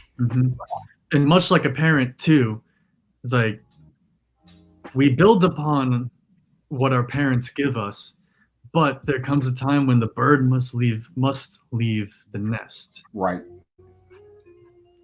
And then like, oh man, geez, the note that she leaves behind, where like where she puts everything on the table, and like why she was so fixated on Kosei and Yeah. like and how and like what she did to get to them. Just that one lie. Yeah, that yes. The lie in April was that Yeah. she was into Watere, Real. Kosei's friend. Uh-huh. But like really, She and of just course- used it to get to her and to get to Kosei. and you could tell because like as friend A, as you could probably, it's like she used every chance that she get to substitute Watere for Kosei. Mm-hmm. She would. It's like Watere when he was visiting the hospital, he'd like come and go. It's just like, oh, it's a little thing. It's like, and this is a strange thing. It's like whenever Kaori was talking with Watere, Yes. she had it very much seemed like she was putting on airs. None of the it's like hardly any of the excitement that she had when she was talking with them seemed genuine. But when she was like stomping and cursing out and belittling Kosei to his benefit, Yes. that all felt genuine. Like she really wanted him. She was trying so hard to just kick him forward. Right. It's like that felt genuine. And that's It was. usually kind of how I feel with most people. Like it's like when people like put on a smiling face for me, I feel insulted. It's like no. It's like if you're gonna be a jerk to me, be a jerk to me. I'd much rather have a genuine. I'd rather much have a genuine scowl than a fake smile. Yeah. A true enemy rather than a false friend. A true enemy is less dangerous than a false friend. Mm-hmm.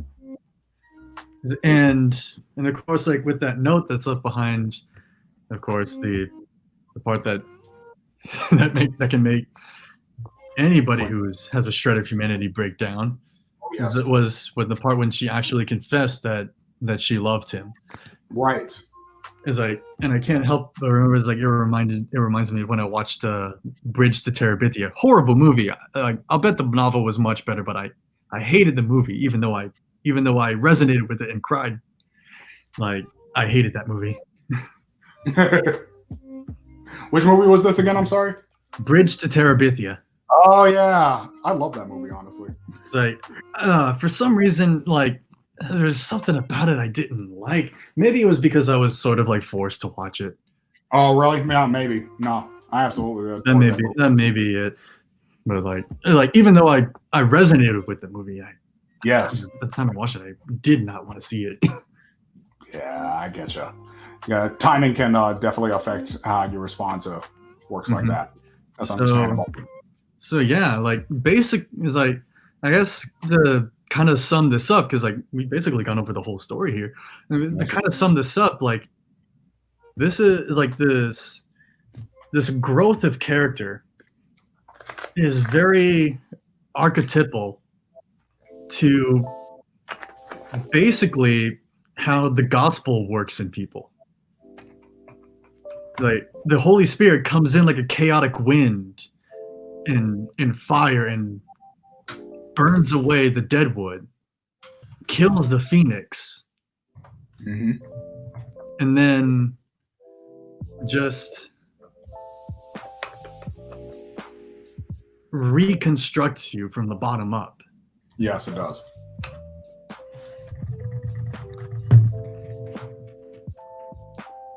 So yeah, I think that's the long and short of it.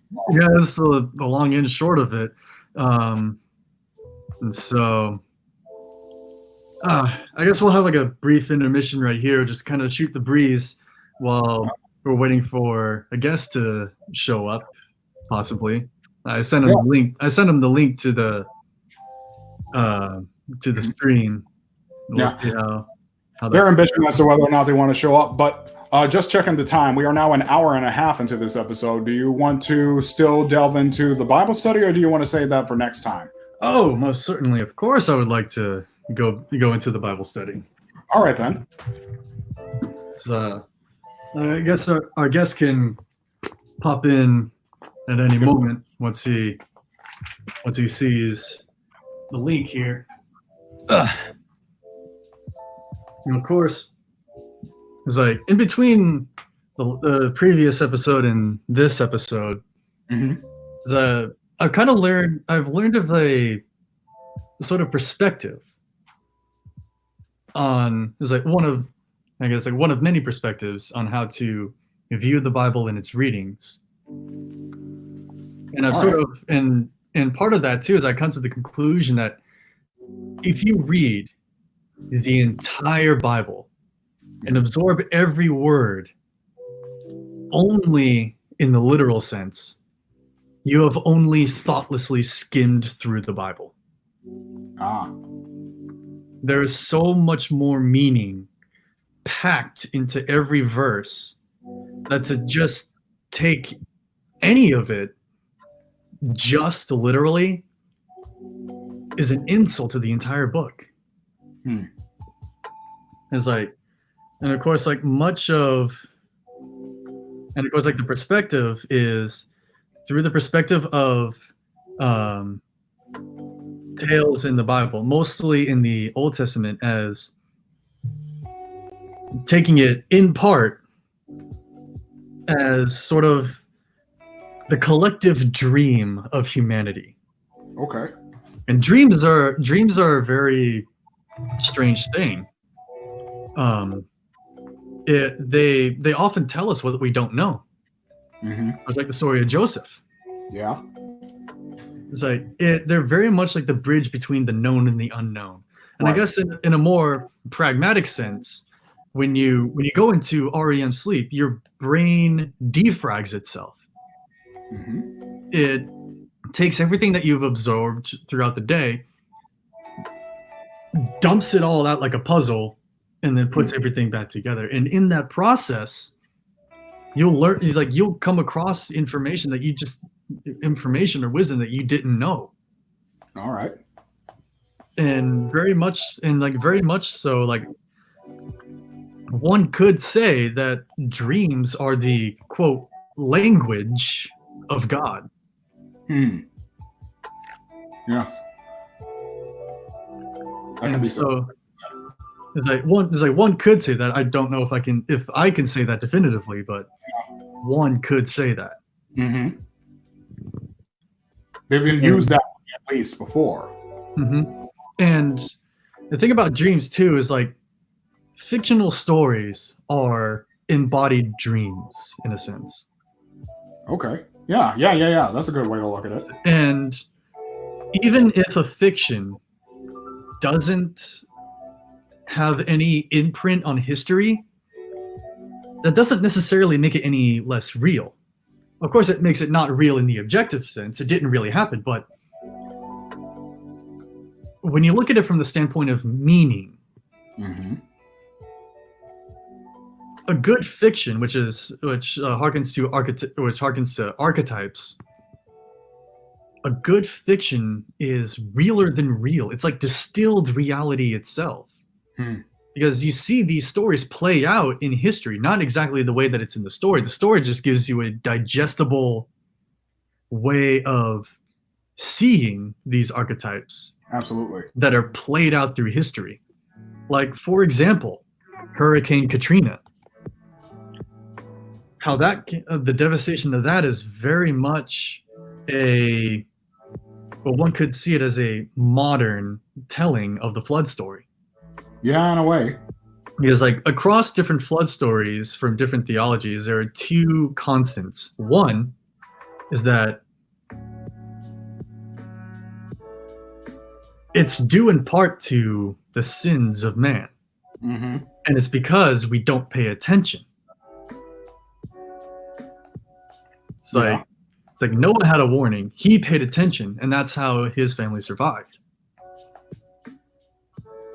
And with Hurricane Katrina in New Orleans, the Netherlands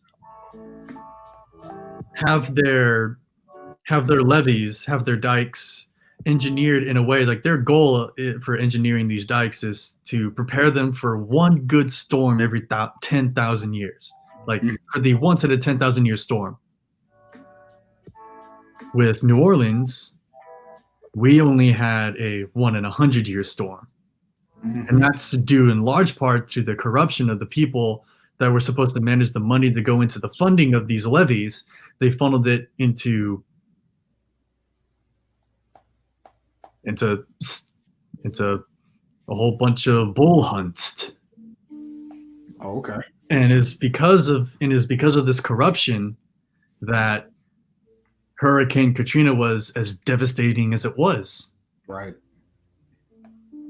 It's very much a parallel to Noah's story. Mm-hmm. And let's see if we can find some more parallels of that going into the book of Ecclesiastes, starting from chapter 1, verse 11. Hopefully we can finish, chapter 1, verse 11. Okay. Hoping we can finish at least the rest of chapter 1. All right, cool.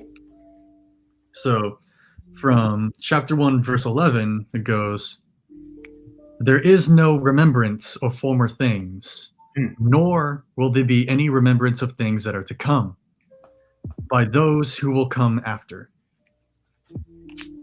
That is I was like, I had to stop right there. That right there is very much telling of just why history is the way it is, why it keeps repeating itself, because people just refuse to remember it, and they refuse to build off of what came before to prepare for the chaos that comes ahead. Mm-hmm. It's like every generation has belly aches for the generation that came before it for how bad things are in the current generation. Okay. It's like millennials blaming boomers for the current economy and job market and stuff like that. That's nothing new. No, it isn't. And somehow humanity is just dumb enough to keep repeating itself. The cosmos are complex beyond comprehension, and we're not very bright. Mm-hmm. And so going into verse 12 here, "I, the preacher, was king over Israel in Jerusalem. And I set my heart to seek and search out by wisdom concerning all that is done under heaven.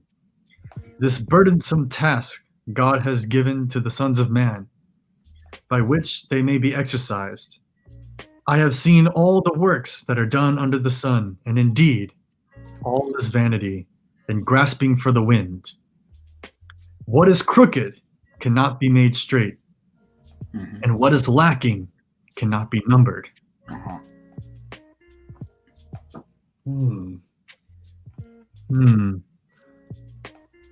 So I'd like to hear what you think about this. Well, again, Ecclesiastes does offer what could be seen as dour but brutally honest vision of things being lost to chaos, in a sense. I guess you could say that when Solomon was writing this, he was in a similar funk to the way Kosei was, and this is his. You could say that this is his wrestling with his own shadow, in a lot of ways. The very name Israel, the name means those who wrestle with God, or he who wrestles with God, and it's interesting that that kind of name is chosen for God's chosen people because it is a struggle. The entire every page of the Old Testament is struggle, it seems, most days. And in Ecclesiastes, the entire human history is a bloodbath. It is, with occasional, punctuations of progress and advancements.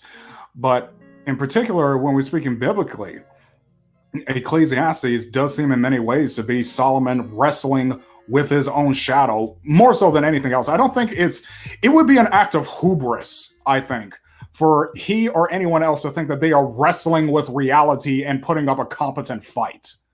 That's ludicrous. If you actually did that in its most immediate sense, you would be taken to pieces without even a moment's notice.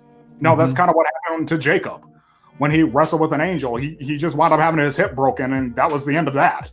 Just like it's like in the book of Job where God talks about the dragon Leviathan. That is the infinite chaos that surrounds us. We can't even touch it, but it can devastate us. Yes, absolutely, absolutely, and that's God reminding Job of his place in the realm of being. And Job was immeasurably rewarded for coming to terms with that.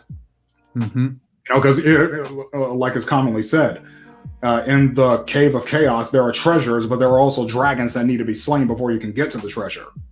But if you're able to do that successfully, the payoff is staggering. It is. And I guess like how you can say this notion applies to the gospel and Christianity, because like the way I see the Old Testament, it's all build up for the payoff that is the New Testament. Of course. Yeah, that's what it was all meant for. And how this can be applied to the payoff in John 1:1. Say, to paraphrase, so in the beginning, actually, let me skip ahead so that I can do this verse justice. Because it's such a strange and powerful verse here. So John 1:1, in the beginning was the Word, and the Word was with God, and the Word was God.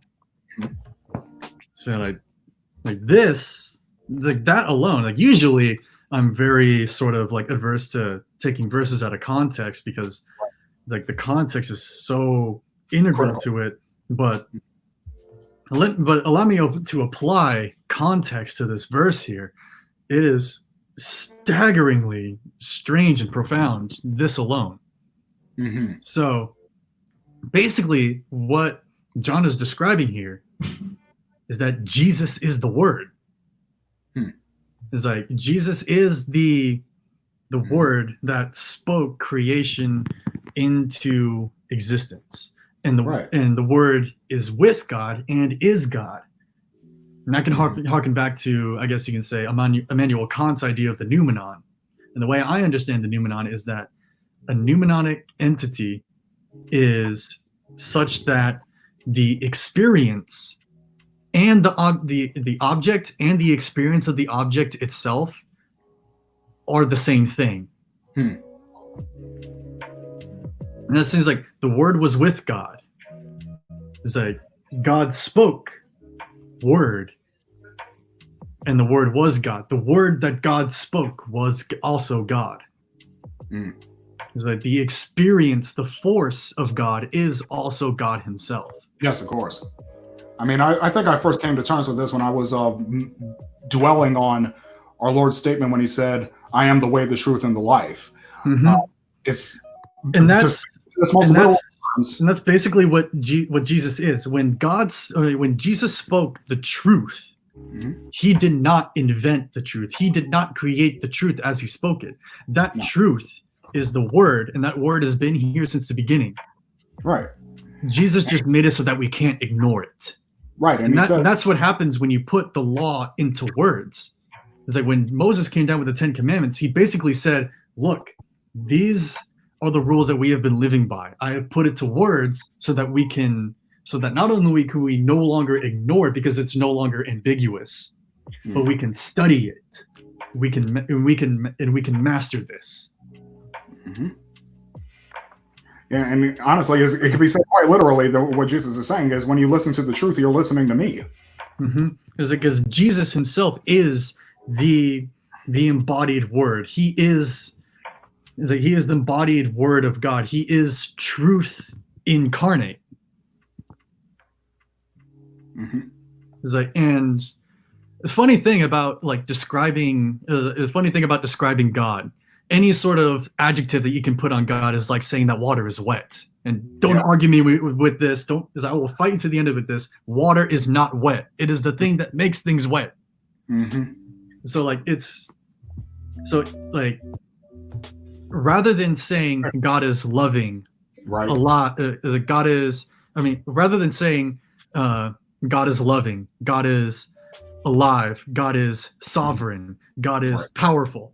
It's Mhm. far more accurate to say that God is love. He is life. He is sovereignty. He is power. Right. Right. It's like because like God is the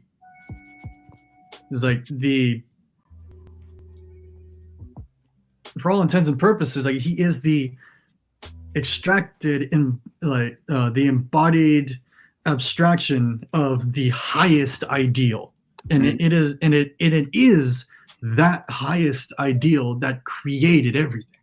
Mm. Yeah, that highest state of being itself. Mm-hmm. Absolutely. It's like it's not anybody has like, does God exist or not, is asking the wrong question. The question is really, is God existence? Yeah, that could be said. Is God being itself? Mm-hmm. That's why you can say quite literally, only a fool says in his heart that there is no God, Mm-hmm. because you're denying being itself. If you really understand what you're talking about. Is that, and I guess this is part of what makes it hard for people to accept the existence of God, because like we are made from the dust of the earth in his image. Precisely. So with that, one thing that Alan Watts said is that you didn't come into this earth, you came out of it. You came out of the process that started from the beginning, that culminated into you being here right now. That's a very healthy way to think about it.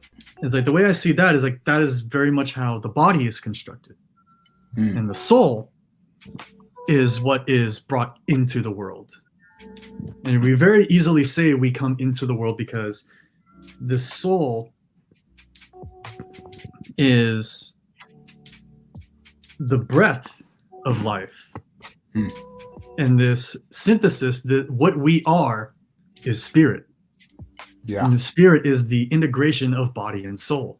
Right. C.S. Lewis, when he said, you don't have a soul, you are a soul, you have a body. Mm-hmm. It's in that direction. Yeah. What Kierkegaard takes that further too, is that you are the soul, you are the body, but but what that makes you, because you are both soul and body, that makes you spirit. Mm-hmm. Okay, that's a good way to look at it. Mm-hmm. And that's an interesting thing too. Is like cognitive ability or consciousness comes from the bottom up. Mm-hmm. It comes like without our bodies, we wouldn't have a consciousness. Correct. We would have a soul, but it wouldn't be conscious. Mm-hmm. Because when it was promised back in the 60s that AI, that artificial intelligence would develop to the point that robots would become autonomous, they came at it the wrong way. They tried to build the software first without the body, but then this guy came along. He was actually the inventor of the Roomba. He took it the right way. He made the body first and then made the programming around it. Yeah, there you go.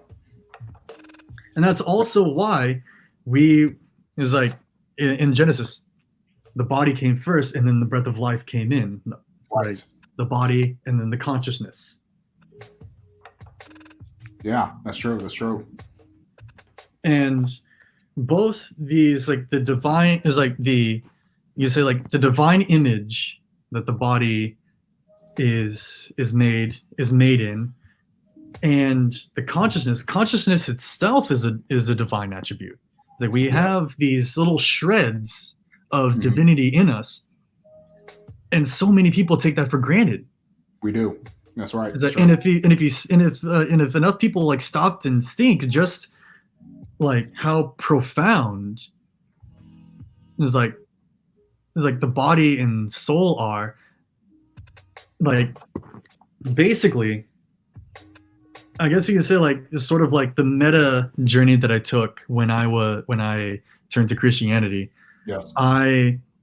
So like imagine that one's fortune is a shell, and misfortune is merely a crack or a hole in this shell of fortune that's around us. Now, what is this shell encasing? It's encasing the shadow. Yes. It's encasing the despair that is ubiquitous with being itself. Hearkening to Kierkegaard's Sickness Unto Death. Okay. And so when one is exposed to, when one suffers misfortune, that's not despair. The misfortune is not the despair itself. What is despair? What is one's darkness and shadow is what lies beneath it. So it was like when misfortune cracks a hole into your shell of fortune, you see the ugliness that's inside, and you become disgusted with it. Right. And so, but in the deepest part of that is where you find that little shred of divinity within you. Yes. It depends on how you respond to it. And so I was in the deepest hole of my life. Oh yes. And it was only until then that I found that little shred of light, that little shred of divinity within me. It's like I picked it up and I see that it's attached to a string. I followed this string back to its source, and that's when I found God. Yes. Yes. That's what it points back to, doesn't it? It's like the parts tend to gravitate towards the whole. Yes. What is departed from the source gravitates back towards the source.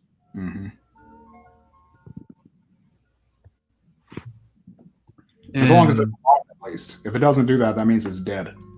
And so like that like ties in heavily with Ecclesiastes, because like Ecclesiastes is basically just, it's telling you is like this shell, this vain shell of fortune that is around you is brittle. Yes. It will crumble. Yes. You will have to get a good look at that abyss that is within you. And the thing about that too is that once somebody reaches that point, it's a very much a make or break situation. When one stares into the abyss, there are two things that can happen. One is that somebody gets swallowed up by the abyss. It's like when man looks into the abyss stares back into him. The abyss judges you. Yeah. Now, one of two things can happen. You can either be swallowed by the abyss into oblivion, or you can look deeper into the abyss and find your character, and that will keep you out of the abyss. You'll overcome it. You can be in it and still be able to overcome that abyss. It's like one is not strong until they have overcome a weakness. Yes, that's the definition. It's like what Nietzsche said too. Is like one cannot consider himself a free man unless he has first become a slave. Right. Or one cannot become a master unless he first becomes a fool. And that's really a big problem that I see with modern society. Is they want the privilege of master. Like a lot of people, moral relativists especially, is that they want the privilege of mastery without having to master it. Without the cost. Yeah, of course. You get the gains without the cost. That says a lot of things. That's reflected in a lot of ways. It's like morality is a game.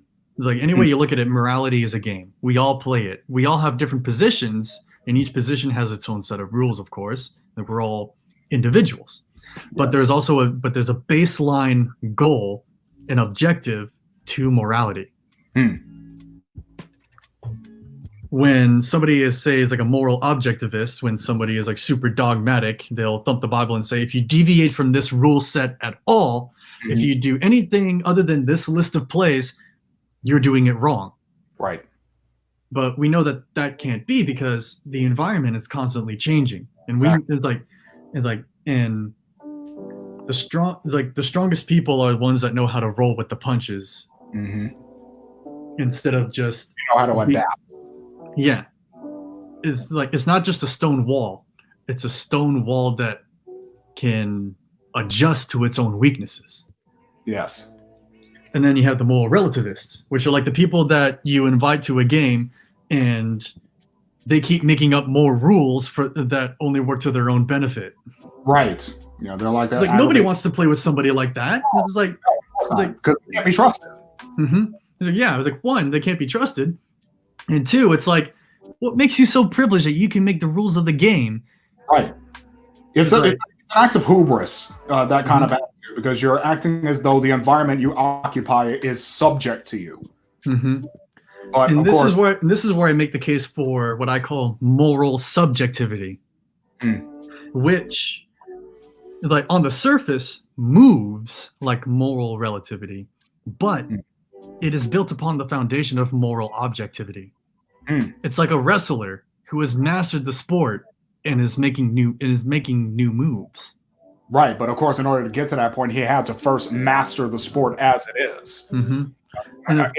And even in, you know, artistic endeavors, you know, I don't just do art; I teach art on occasion, and I'm constantly emphasizing the importance of the fundamentals. It is so aggravating. And drawing from life, like, in order to break the rules, in order to make like cartoons and stuff like that, and like all that stuff, in order to break the rules, you must first master the rules. Exactly. And shoot, even the animators at Disney regularly spent time drawing from the old masters and drawing from life. No matter how stylized their end production was, the only way their stylization could work so effectively is precisely because they were able to master the truth first. It's also why art teachers are so against students sticking with an anime style, because it's so narrow a view. It is, and especially if you go there without first mastering the fundamentals, that style doesn't work very well anymore. You can go on DeviantArt and see a whole bunch of that. Yeah, you can see people who just jumped right to the end result without doing the homework first. And of course, there's always the most aggravating thing that every art teacher hears when students try to make excuses for what is objectively bad work. It's just my style. Like, you don't have a style because you don't know what you're doing yet. Yeah, exactly. And that's where I make the case for moral subjectivity. And of course, the moral and a hyper egalitarian or like moral relativist would look at somebody who's a moral subjectivist and say, what gives you the right to move about morality like this? And it's like, well, it's because I've mastered what came before. I am currently building upon it and making it stronger. Yes. You know, you're not breaking. They're really not breaking the rules. You know, it was C.S. Lewis who pointed out that no good moral teacher comes in to teach people a new morality. It's only, you know, quacks and cranks who do those sorts of things. A good moral teacher is really much more of a reminder than an instructor. You know, it's constantly reminding us of the things that we constantly try to forget. You know, usually for the sake of expedience or convenience, or just failing to face up to the things that we rather not pay attention to. But yeah. And part of what makes them a moral subjectivist is how they pay attention. It's like there's like the first like Mesopotamian king god Marduk is depicted as having eyes around his head. Yes. And being able to speak magic words. Yes. It's like the two most important skills that anybody could ever have is the ability to pay attention and to speak the truth. Yes. Now, that was essentially what those ancient Mesopotamians figured out through their myth making. And I think that was essential to why they became such a great civilization in their day. Now, it seems to be those great civilizations are the ones who discover those truths faster than others. And it's like, it's the foundation for like what everything that comes after. Yes. Like if you try to disregard everything and just dismiss it as like myth and fairy tales, you're basically cutting the entire human history of civilization at its knees. And like say you're building a brick house, right? Yes. And it's like, of course, this is taking a really long time. What is like all of a sudden, you take the foundation from which it's built upon and just delete it. You just like wipe it out. You just sort of like existentially delete that foundation from existence. Sure. That house that you're building is going to immediately fall, hit the ground, Collapse under its own weight, and crumble. Mm-hmm. And the result of that is basically what we've seen in the whole 20th century. Yeah, a lot of it. Mm-hmm. Yeah, almost all of it, in fact. Yeah, and so going back to Ecclesiastes, I'm going to try to wrap up at least chapter 1.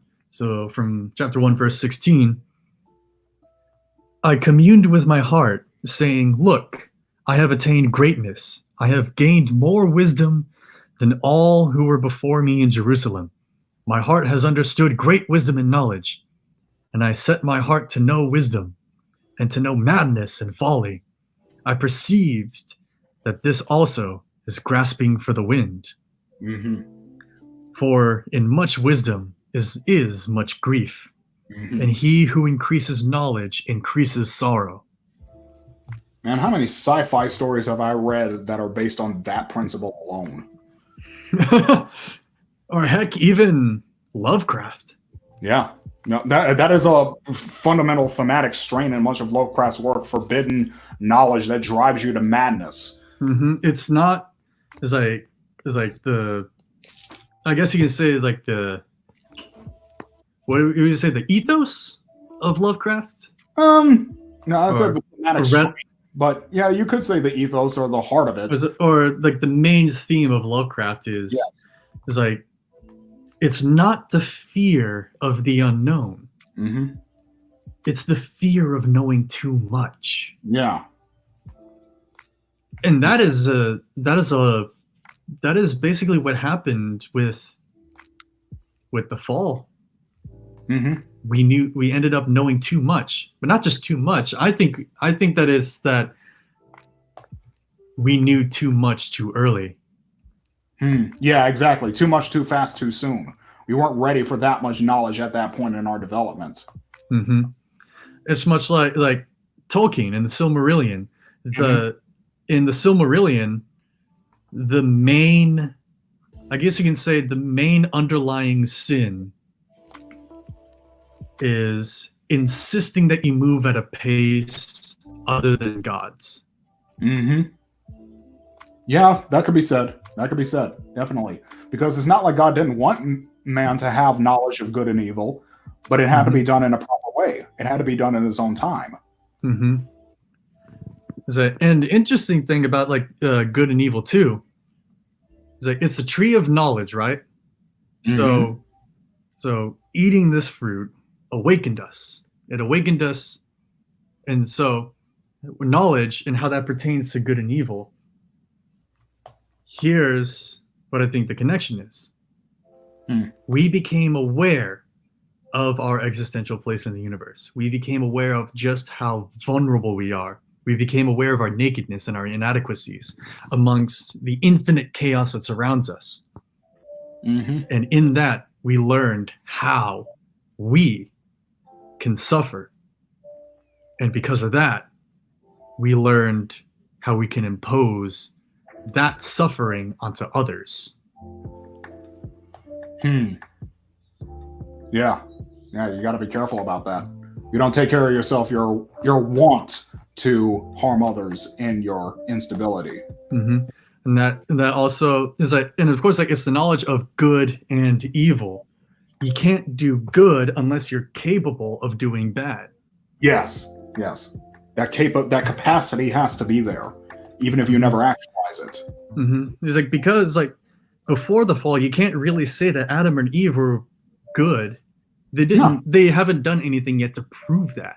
No, they were just naive. They were raw material at that point. They were very much in a dreamlike state, which is like in us, the fruit of knowledge manifests not entirely all at once, but slowly over time. And when we become aware of this, what happens? So I'm trying to circle this. What was I saying before this? I'm trying to circle myself back to it. Oh goodness, the pain of too much knowledge too fast. Yeah, and so let's see, pain of too much knowledge too fast. And it kind of points to Aristotle's old saying that education is just a progressive realization of our own ignorance. It's in that vein. Yeah, that the more you learn, the more you realize how much you don't know, and that can be despairing if you do not handle it properly. Yeah, and then doing good is doing bad. Oh yeah, right. So in our development, from the beginning, we're in a dream, and that dream is naivety. Naivety is innocence. Innocence is ignorance. And then we first awaken to that. We awaken to our vulnerability. We awaken to our inadequacies. We become self-conscious. And we also become aware of the objective reality. But that's not where it stops. Much to atheist chagrin. Whereas the goal in finding meaning is to go back into the dream with the mind and awareness of an adult. Yes. And so going back into the dream, not only are you going back to the old dream, you're also stepping forward into a new dream. Yes. Which is a dream that it's not so much like a dream of slumber. It's like in itself, it's a dream of awakening. It's lucid in a way.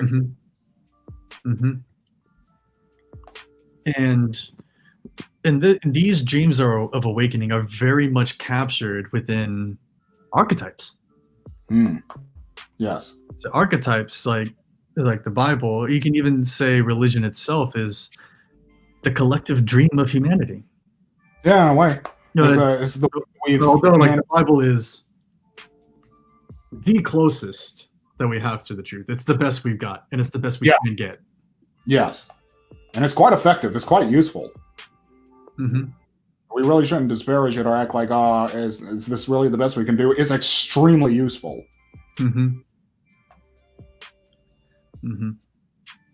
And so, yeah, I think that's a good way to off the first chapter of Ecclesiastes. Yeah, like it says, it's like the Bible has.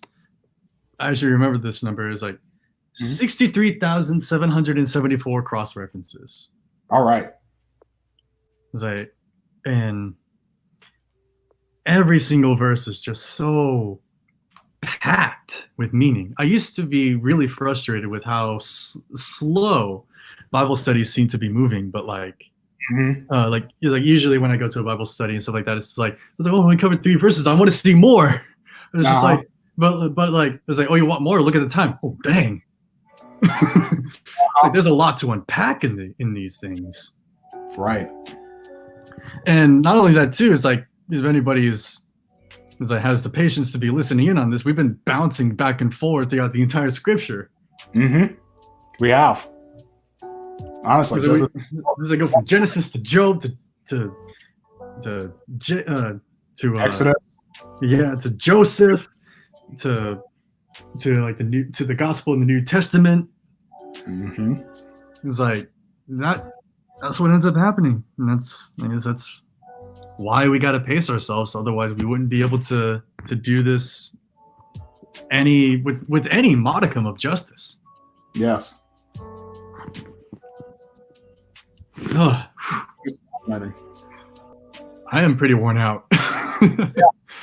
Well, we've been going on for over 2 hours now, so I think this was a very productive episode. It did not feel as bloated as the last time. I'm sure for the next month and the next time we do this, we'll hopefully have more of our speakers on. We'll have more material to delve into.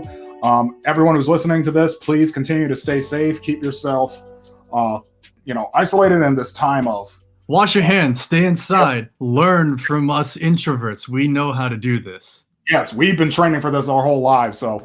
This is an introvert's paradise, but of course, my heart definitely goes out to those who are losing their jobs and their livelihoods and their businesses due to this quarantine. So let's please, during your moments of prayer, say something for them that they get provided for and not have to turn to that chaotic moment of despair and desperation. Mm-hmm. And even with your prayer, make sure that you take action too. If somebody needs help, spare what you can. Yes, exactly. I'm still looking for places where I can drop off extra clothes, extra food, all that. Mm-hmm. And plus, if you're one of those people that got a year's supply of toilet paper, you got plenty to spare. Mm-hmm. Yeah. There's no way you're going to use a year's supply of toilet paper in 3 months. Exactly. And we're not even sure what these 3 months are going to be looking like. Like, we don't know if it's going to die out in the summer seasons. We really don't know what's going on beyond. We know it's bad now. And we know we can make it a little less bad by staying inside. Beyond that, we really don't know much. But we're hoping to find out more as in moments of crisis like these, the best and worst of humanity shows its face. It does. It does. And we've seen both of that everywhere. So do your part in showing the best that humanity has to offer. At least that. At least don't make it any worse. That's at the very least. This is a tragedy. It's a tragedy for sure, but it's people that make it hell. Yes, exactly. So don't do that. Don't make it any worse. It's like God doesn't give you what you can't handle, but people can utterly destroy you. Yes, they can. God doesn't give you hell. People do. Exactly. Isn't that Jean-Paul Sartre who said that hell is just other people? Yeah. It's like not to sound like misanthropic of this. No, misanthropic. Not to sound misanthropic of this, but like whether or not you're a good person or a bad person, or you do good or do bad, that's all on you. It's your decision. Societal pressures or panic, all that be damned. Yes. You have a choice. And so, like, society becomes corrupt not because of people in power. It's because of individuals who either stand aside and do nothing or actively contribute into making a tragedy into hell. Right. So hopefully we don't have any stave the effects of bringing hell on earth. Don't make this tragedy any worse than it has to be. Right. And hey, watch some anime. I mean, you got the time now. Watch some anime. Recommend it to your extroverted friends so you can talk about it. It's like, hey, just like, you know how to stay inside. Help other people learn how to stay inside. Enjoy being by yourself. That's what we need right now. And for that, I think it's a good time to turn off this one. I think hopefully next time I'll have some art to stream. I really should be streaming my art through some of these channels because I do draw a lot. I'm going to be drawing a lot more since I'm on an art book project with a client of mine. So look forward to that, folks. And please, I'm probably going to put this in the description later, but come and join our private Facebook group and come enjoy all of our saved weebiness and all of its unhinged glory and all of that might entail. Yeah, especially it's like, not to throw shade, but especially if you sort of need some more breathing room. If you're in some other groups and you feel constricted. Yes. We offer you some breathing room. Yeah, but still, all that breathing room is full of holy air. Yeah. Most of the time. Yeah. Chaos breaks in every once in a while, but that's a nail you got to hammer out. Exactly. Okay, so we can go ahead and call this off in 3, 2, one. Bye.